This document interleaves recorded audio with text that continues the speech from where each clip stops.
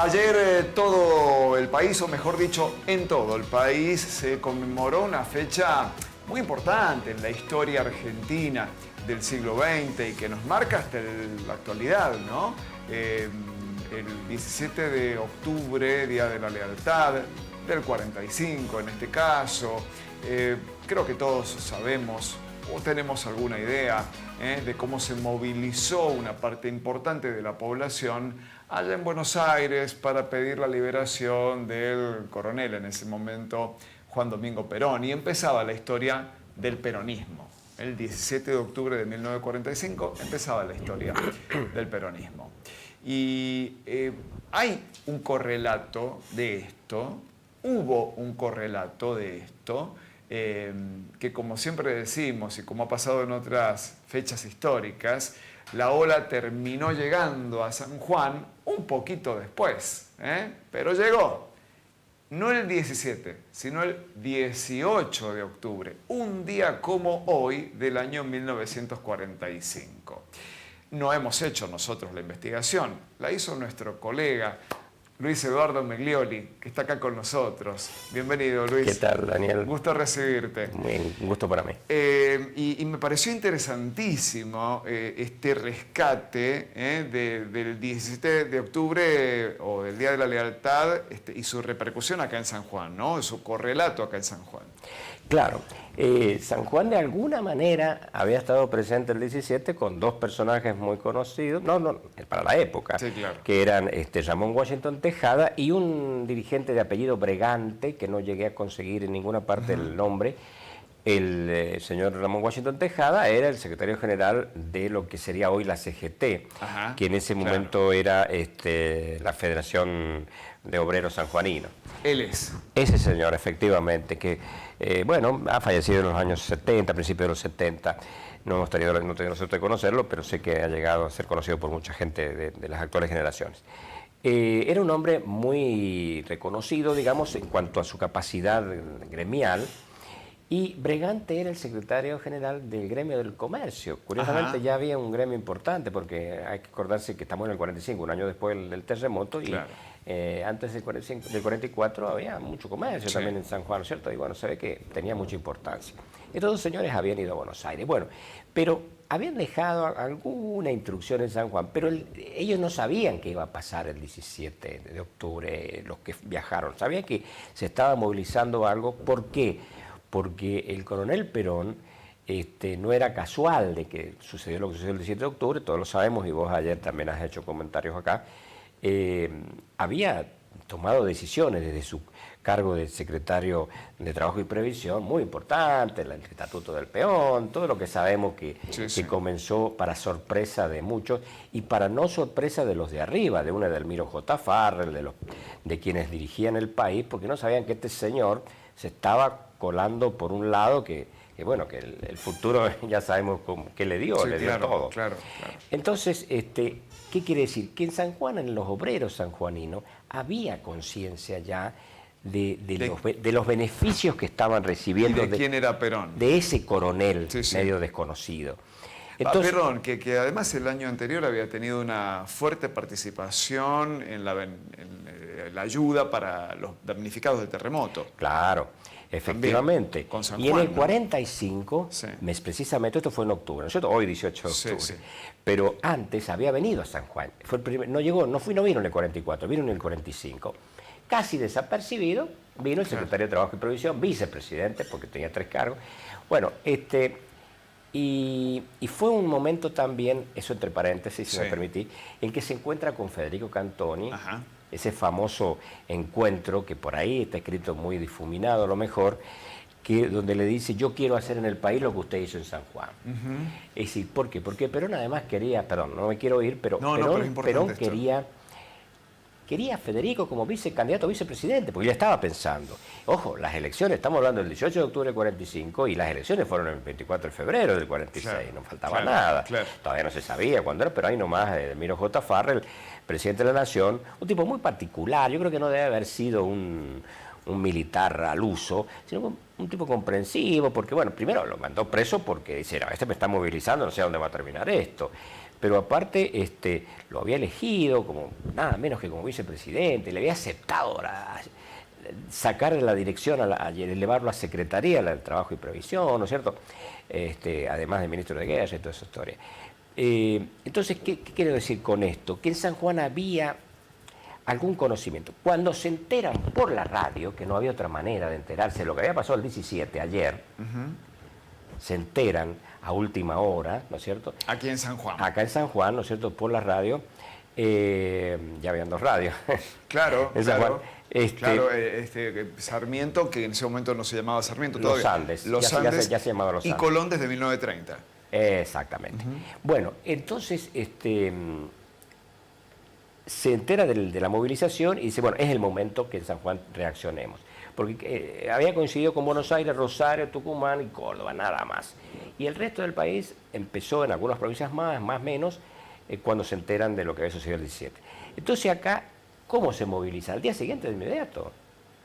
En la calle Mitre y Mendoza, en la esquina, si por ahí a lo mejor podemos ver esa foto, por ejemplo, que veo que la han mejorado porque el diario no la tenía muy... Esto es Mitre y Mendoza. Eso es Mitre y Mendoza. Ese ómnibus es de la línea 8, no sé cuántas líneas habrían en la época, pero es uno de los más importantes que llevaba... Y lo pararon ahí están los manifestantes. Usted no sigue, bájese, le dijeron al chofer, porque acá hay paro, acá no trabaja nadie.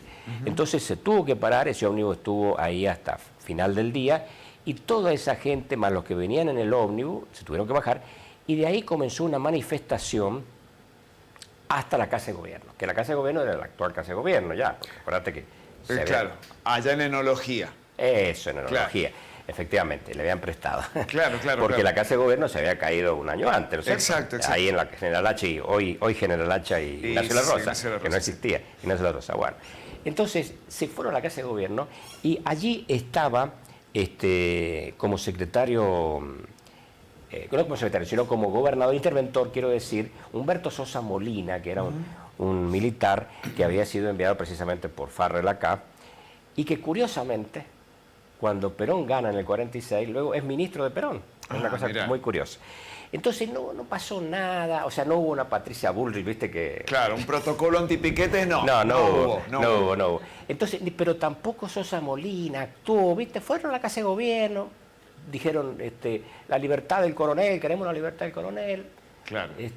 Se desconoce porque no hay fotos si hubo carteles a lo mejor, pero ojo, hubo un desplazamiento muy importante de los obreros que eran del Gran San Juan hacia la Casa de Gobierno para que le dijeran al gobernador, al interventor, mire, nosotros queremos que se libere al coronel y que el interventor dé la noticia en Buenos Aires, que en San Juan también quieren que lo liberen al coronel Perón.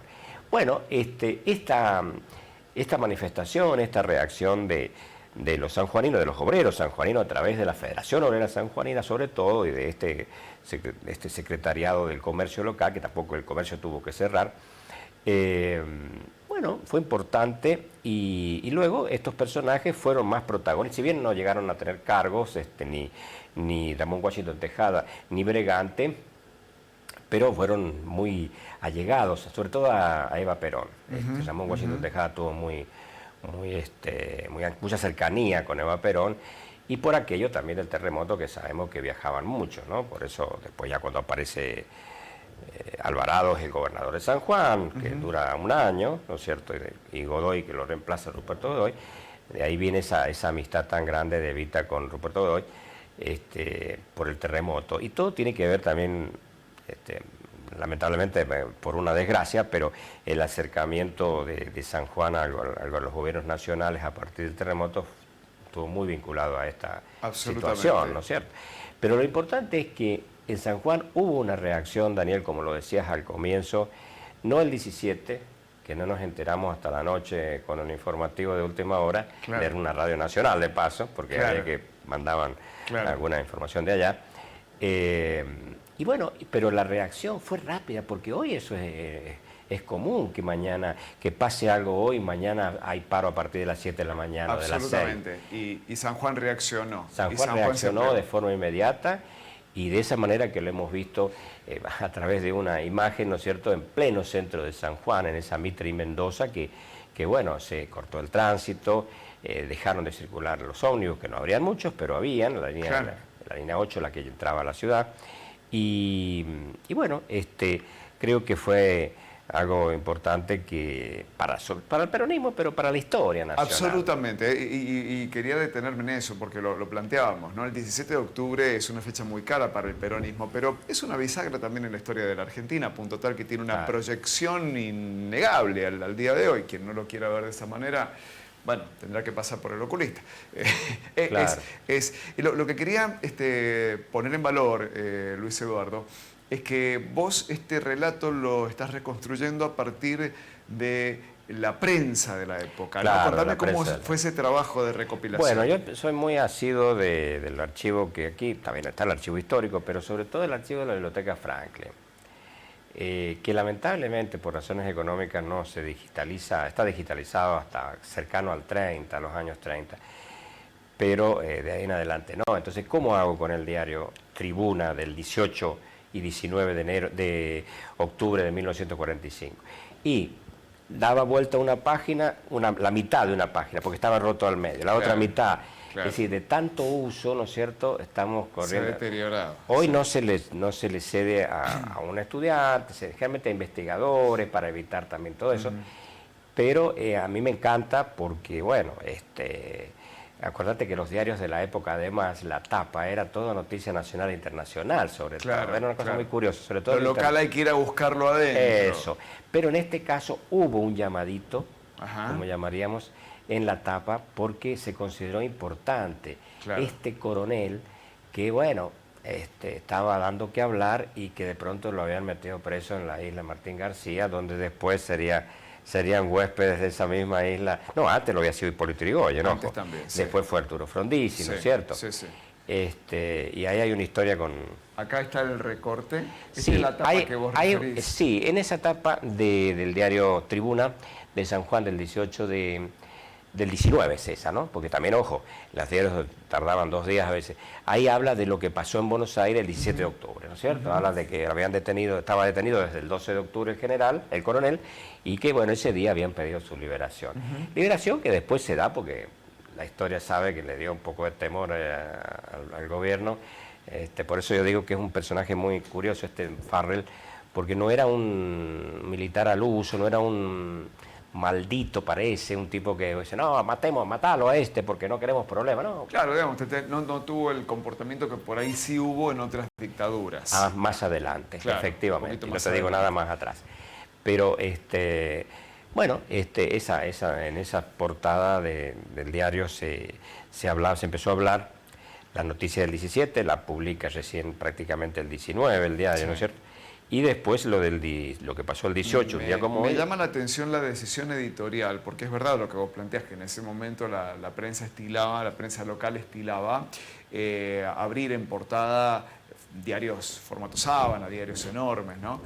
Con información nacional e internacional.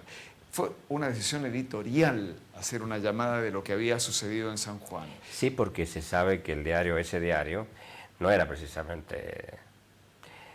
Era más bien conservador, claro, lo que hoy llamaríamos muy de derecha, es decir, una cosa curiosa. Lo dieron, creo que se pusieron en periodistas, me parece, más que porque había que dar la noticia, ¿no es cierto? Claro. A nivel nacional tuvo mucha repercusión, porque era un coronel intruso, un tipo activo, un tipo que algo estaba pasando, nadie imaginaba por qué estaba tan adicto, digamos así, a escuchar a los trabajadores, cuando una dirección de trabajo no era nada, la dirección de trabajo y previsión era un pequeño... Era un argumento para decir que algún día van a escuchar a un obrero. Pregúntame quién es el secretario de Trabajo hoy. No sé, lo tengo que googlear. Claro. ¿No? Sí, estamos, claro, después de tantos años. Y en ese momento, bueno, él pidió y lo convenció a Farrell, porque Farrell ahora dice, bueno, dale. Él no tenía idea de para dónde iba Perón, ¿no es cierto? Entonces, y bueno, se tomaron decisiones muy importantes. Un estatuto del peón, o sea, cuando se le dice usted va a tener vacaciones, usted va a tener este beneficio. ¿Qué es el cantonismo de los 20? Exactamente. ¿Qué es el cantonismo de los 20? Y es lo que vio Perón. Pero ahí, hoy no quiero largarte, y un día si quieres lo hablamos. ¿Qué pasó por qué no fue vicepresidente de Perón? ¿Y qué pasaba con Aldo? Porque no olvidemos que el problema de que Federico Cantoni no fue vice de Perón, fue porque Aldo no lo quería, pero Aldo Cantoni era mucho más socialista, ¿no es cierto? Porque Mariano más de izquierda, y lo vio Perón con esto de que pertenecía al GOU, este grupo militar tan, no voy a decir conservador, voy a decir de derecha, porque era muy de derecha, hasta le llamaban fascistas, bueno. Entonces, no le gustó. Y si vos tenés tiempo, te cuento en 2 palabras cómo fue, pero si no, en otros momentos, si vos querés... Creo que da para hablarlo en profundidad. Te quiero comprometer para hablarlo en profundidad. Y lo que no quiero dejar de pedirte algún comentario, que es noticia, y le pido disculpas a Bautista porque le estoy pidiendo ya en vivo algo que no le había anticipado. La vicepresidenta Victoria Villarroel, ayer, con motivo del Día de la Lealtad, le rindió un homenaje y un reconocimiento a María Estela Martínez de Perón, viuda de Perón, ¿no? Que fue vicepresidenta de la Nación y luego quedó a cargo del Ejecutivo Nacional a partir de la muerte del presidente Perón. Y esto también es histórico. Y Luis Eduardo es de los sanjuaninos que más puede hablar al respecto, porque vos estuviste con ella en España. Claro, ¿no? sí, yo estuve 2 veces, le hice guardia muchos meses, es decir, al principio, estamos hablando del año 84 por ahí, ya llevaba algunos años de vuelta, pero estaba mal, estaba en una situación, digamos, con un ánimo muy caído de todo lo que le había pasado aquí, le costó mucho recuperarse. Después, bueno, yo pude entrevistarla cuando fue citada por el juez por los españoles desaparecidos en Argentina, etcétera. Pero quiero decir esto, a mí no me extrañó demasiado lo de ayer, porque tiene algo que ver con ese pasado del padre de la vicepresidenta que ella cuenta, es decir, y la lucha contra los montoneros, esos montoneros que también lucharon contra Isabel, lucharon contra Isabel, más allá de si era una señora que no tenía capacidad, todo lo que vos quieras decir, pero si alguien no dejó gobernar a Isabel Perón, fueron los montoneros. Entonces, el papel que está cumpliendo la vicepresidenta hoy, de reivindicar todo aquello, con su padre siempre en primer plano, ¿no es cierto?, y que quiere que se enjuicien a los montoneros, aquellos que mataron a los militares que morían un día por un bombardeo, por lo que fuese, bombardeo no, pero por bombas, por ataques, que eso está en los diarios a partir de ese 1 de septiembre del 75, cuando los montoneros anuncian que pasan a la clandestinidad. Si vos ves los periódicos de la época, todos los santos días durante mucho tiempo vamos a ver ataques, bombas, el secuestro de los hermanos Born, de los empresarios. Y fue la ruptura con Perón también. Claro, fue una ruptura con Perón, efectivamente. Por algo Perón, en su último discurso, los echa de la plaza, ¿no es cierto? Los tiró de Invernos. Entonces, fue una lucha contra Perón, y que heredó Isabel, y con un López Rega, que no solo que no compartía, por supuesto, los preceptos de los montoneros, sino todo lo contrario, sino que además era un tipo dañino. Entonces, no le sirvió de nada a esta pobre mujer. Evidentemente, yo entiendo lo de ayer, fíjate vos. Es muy fuerte, ha ido a su casa. Mostrame la imagen. Quiero que Luis me diga qué mira, qué lees en esta imagen. ¿Cómo la ves a ella primero? Bueno, primero a Isabel la veo bien porque pensaba que estaba en una silla de ruedas, porque ya se ha caído 2 veces por una escalera, ojo, Cuando fue a declarar en la Audiencia Nacional que le dicen en España, en Madrid, se cayó. Y en su casa se ha vuelto a caer. Pero mira, está de pie y la veo muy bien, tiene 93 años. Ella nació el 4 de febrero del 31. Y veo una relación que imagino que de la cabeza está bien, porque se las ve, si no, sería otra la escena, ¿no? Y esas manos tan comprometedoras, ¿no es cierto?, que se están dando ahí. No es un saludo protocolar, ni con el Papa vemos esas cosas, por decir, salvando las distancias. Muy fuerte. Y bueno, el hecho de buscar el teléfono de esa señora, de Isabel Perón. Isabel vive, por ejemplo, si estamos en San Juan, en las afueras de Madrid está, ¿no es cierto?, como si viviera en Marquesado, a esa distancia más o menos, el barrio donde está ella, una urbanización muy importante. Bueno, vive sola, tiene un ayudante y nada más, y un chofer. Yo creo que la vicepresidenta a lo mejor contará algún día algo más de todo lo que hablar, un poquito más. Isabel me dijo a mí, te lo digo con toda franqueza. En el 84. En el 84, que ella va a escribir, va a publicar sus memorias cuando se muera. O sea, me refiero, va a dejar todo para cuando... Pero que estaba escribiendo sus memorias. Claro. Y yo lo que me acuerdo que le traté de sacar, y bueno, no te cuesta, ¿no es cierto? Pero lo único que me dice, una cosa muy curiosa, y es que ella quiere que la incineren cuando muera, porque no quiero que me pase lo que le pasó, y sabe, nadie se va a interesar en el cuerpo de está bien, pero fue muy fuerte lo de Eva. Sí, por supuesto, por supuesto. Pero digo, nadie se va a interesar en qué pase con el cuerpo de Isabel, la pobre mujer. Pero sí entiendo que te lo haya mencionado, porque ella fue parte de toda ese momento tan dramático del secuestro del cuerpo de Evita. Exacto, fue parte sobre todo de la devolución. Claro. De la devolución en ese 3 de septiembre del 71, sí, o 73 me parece que fue apenas un año antes del fallecimiento. No, el 73 no, 71, está bien. Porque el cuerpo de Evita estaba en la quinta 17 de octubre cuando Perón vuelve y Isabel vuelve, y ellos deciden no trasladarlo hasta que, no sé, vieran si estaba en condiciones de trasladar. Pero no va a ser que trasladaban, venían con ellos. Venía con ellos el cuerpo y se perdía o los robaban acá de nuevo y volvíamos a la historia. Tremenda, una historia tremenda. Y esa historia, que yo te la conté en alguna ocasión, es una historia que la vivió Isabel, como vos decís, y sí, la verdad, y supongo que en la intimidad con Perón también, bueno, habrán hablado mucho del tema.